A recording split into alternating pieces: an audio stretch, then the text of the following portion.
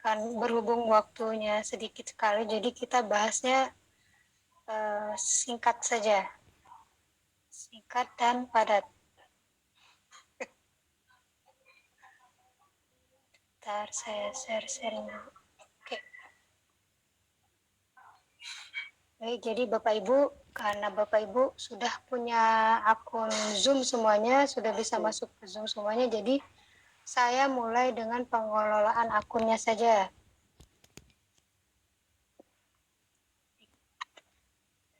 Nah, di sini ini seperti biasa, ini awalnya tampilan awal untuk Zoom meeting. Jadi di sini untuk kita memulai meeting itu kita harus buat jadwal meeting dulu. Jadi Bapak Ibu agar kegiatan nanti yang mungkin Bapak Ibu mau buat bisa Bapak Ibu jadwalkan di sini. Bentar. Oke. Nah, di sini ada 4 menu utama, ada new meeting, ada join, ada schedule, ada share screen. Di atas ada chat, meeting, sama kontak. Nah, untuk memulai meeting bisa langsung diklik new meeting, nanti bisa langsung di-share. Nah, untuk membuat jadwal meeting, kita pilih schedule. Next. Oke. Nah, pada saat memilih schedule akan ada tampilan seperti ini Bapak Ibu. Di tampilan ini pertama yang kita isi adalah topik. Topik ini adalah nama akan Bapak Ibu adakan nanti. Nah, berhubung ini Zoom meeting yang saya pegang, ini Zoom meeting pribadi dan gratisan, jadi pada durasi ini hanya dibatasi sampai 40 menit. Jadi tidak bisa lebih dari 40 menit.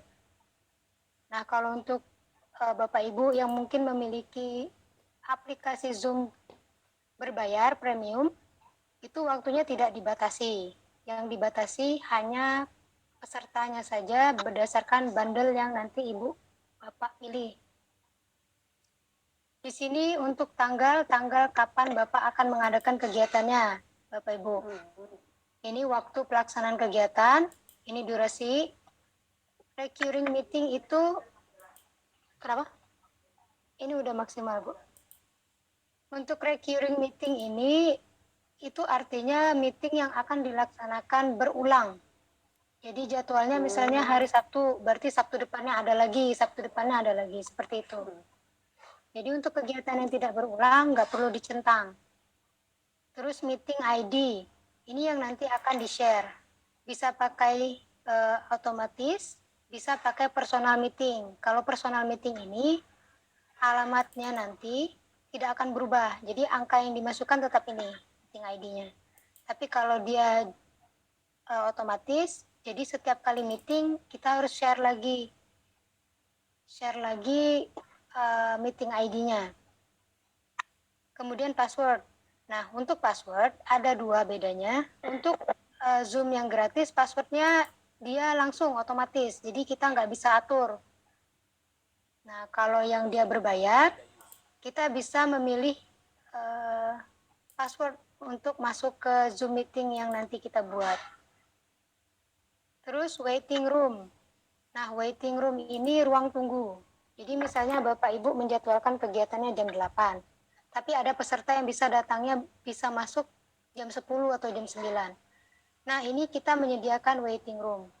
Jadi yang misalnya Bapak pesertanya hadir di jadwal yang tidak sesuai, lewat dari jam mulai, bisa masuk di waiting room untuk kemudian di admit biar masuk ke Zoom meeting. Nah, kalau kita tidak pakai waiting room, peserta lain tidak bisa masuk jika jadwalnya sudah melewati waktu yang ditetapkan. Untuk dari Word ke PDF bisa. Maaf, tolong mic-nya dimatikan dulu Pak Iman. Ya, mohon maaf. Lanjut. Siap, saya lanjut lagi ya.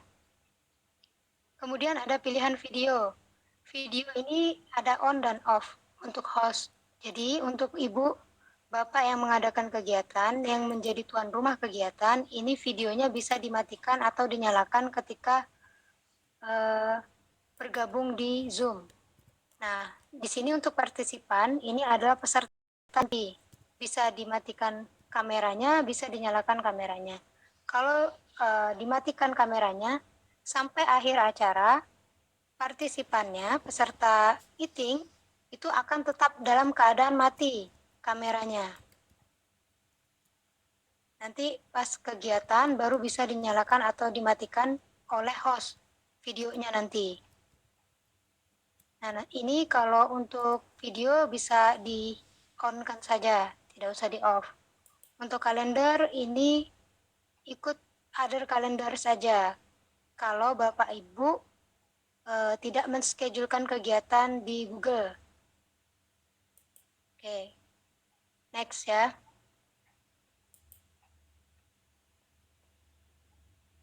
Nah, ini setelah kita simpan, di sini akan muncul link. Link inilah yang akan kita sebarkan kepada para peserta kegiatan, peserta meeting. Nah, ini otomatis setelah disimpan akan muncul seperti ini, tinggal kita klik copy to clipboard. Setelah kita copy ke clipboard, kita pastekan ke grup WA atau ke SMS atau melalui sosial media Bapak Ibu untuk menyebarkan alamat Zoom meetingnya. Di sini ada password, ada meeting ID, atau bisa join melalui linknya langsung. Kemudian cara mengelola meeting room ketika menjadi host. Nah, ini yang tadi. Pada saat ingin memulai jadwalnya, memulai meeting, kita buka menu meeting di atas ini. Nah, kita pilih kegiatan yang sudah dijadwalkan. Nanti akan muncul jadwal-jadwal kegiatan yang sudah Bapak buat. Nanti tinggal di start aja sesuai dengan waktu yang sudah Bapak Ibu tentukan. Nah, ketika sudah di start, meeting akan langsung mulai. Nah, ini contoh tampilan kalau kita menjadi host. Di sebelah sini akan tampil nama-nama peserta yang masuk. Di sini nama-nama orang yang sudah bergabung di waiting room. Di sini ada tanda mic yang disilang dan tanda kamera yang disilang. Kalau Bapak Ibu menjadi host, mic-nya ini bisa kita matikan untuk peserta. Begitu juga dengan kamera. Nah, masing-masing peserta tidak bisa menyalakan mic kecuali Bapak Ibu atur. Bapak Ibu atur di sini nanti ada klik, ada muncul kalau diklik, tulisannya ask to unmute. Jadi itu untuk meminta kepada peserta menyalakan mic-nya. Kemudian untuk peserta bisa kita jadikan co-host yang akan membantu host. Di sini contohnya, saya sebagai host dan di bawah tadi ada DPW APAI, teman-teman DPW APAI yang saya jadikan co-host, sehingga bisa membantu ketika host tidak dapat mengakomodir semua jalannya kegiatan di Zoom meeting. Di sini untuk share screen, ini untuk memeriksa chat, di sini untuk record. Nah, untuk menjadi host itu kita punya kelebihan salah satunya yaitu kita bisa merekam jalannya meeting. Nanti jalannya meeting akan terekam setelah Zoom-nya selesai. Itu akan tersimpan otomatis di komputer Bapak Ibu. Kita next ya. Nah, ini contoh untuk share screen. Di share screen ini ada 3 pilihan. Pertama basic. Basic ini dia akan menampilkan layar-layar yang aktif. Jadi kita tinggal pilih mau desktopnya. Di sini ada Paint. Saat itu saya sedang membuka aplikasi Paint. Jadi dia akan muncul di sini. Terus ada Mozilla. Di sini Bapak Ibu tadi kan sering ada kendala ketika share layar tapi nggak ada suaranya. Nah, biar ada suaranya, di sini jangan lupa dicentang share sound. Kalau share sound-nya tidak dicentang, suaranya tidak akan masuk. Jadi hanya tampilan layarnya saja yang akan masuk. Untuk advance ini, dia ada menu lagi, kita bisa memilih share-nya berupa suara saja. Jadi misalnya Bapak Ibu untuk menjeda kegiatan, misalnya ada istirahat, Bapak Ibu mau memutar musik, hanya suaranya saja bisa dipilih di advance ini. Untuk files, Bapak Ibu bisa memilih file-file tertentu untuk di-share.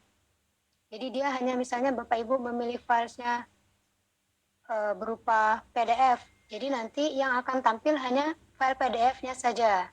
Jadi tidak keseluruhan layar. Kita next. Oke.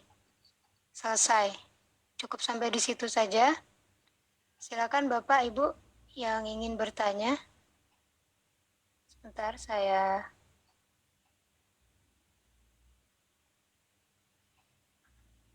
Oke, silakan. Oke, itu tadi sudah dijelaskan mengenai pengelolaan Zoom ya oleh Bu Desi. Adakah rekan-rekan semua yang ingin ditanyakan? Saya yakin udah pada lihai lah, udah pada jago. Kan udah sering nih selama dari ini menggunakan Zoom nih. Tapi nggak ada salahnya, siapa tahu masih ada yang membingungkan.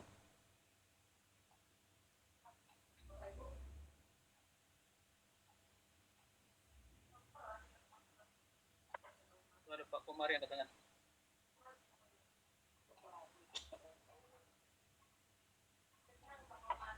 Pak Komar yang angkat tangan tadi. Ya, Pak Komar.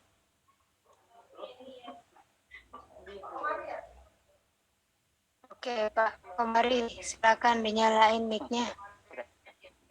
Assalamualaikum warahmatullahi wabarakatuh. Ini maklum ya, udah tua nih, jadi perlu banyak belajar. Terkait dengan apa yang disampaikan tadi, kalau tadi yang disampaikan tadi berupa PPT mungkin bisa di-share ke WA grup ini. Gitu. Jadi misalnya bisa dipelajari. Gitu. Siapa nanti untuk file-file materi bisa nanti di-share kita share nanti. Kita siapkan, Pak. Terima kasih.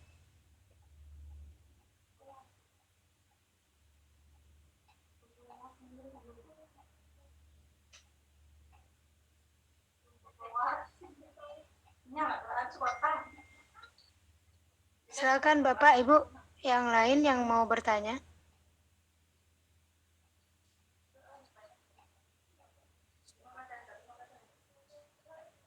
Oh, Pak Komari lagi.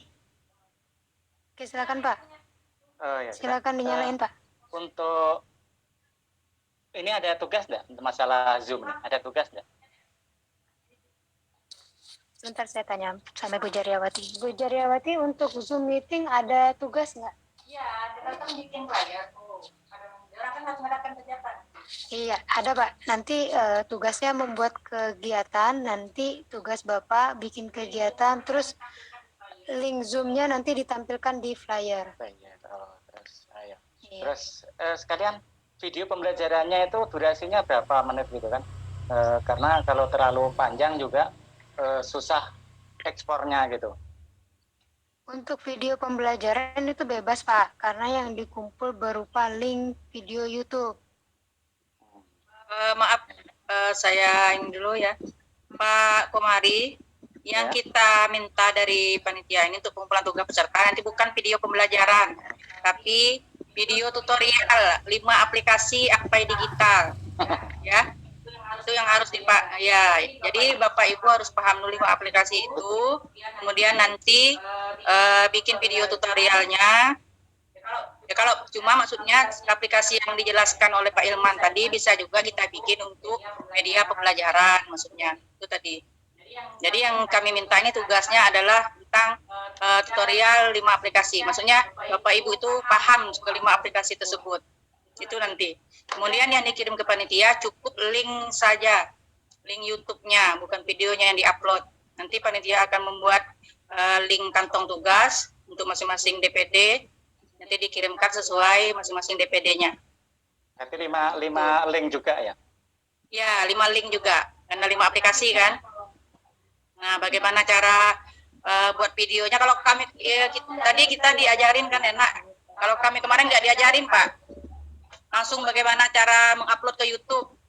Bagaimana cara bikin videonya, kami belajar sendiri kemarin itu.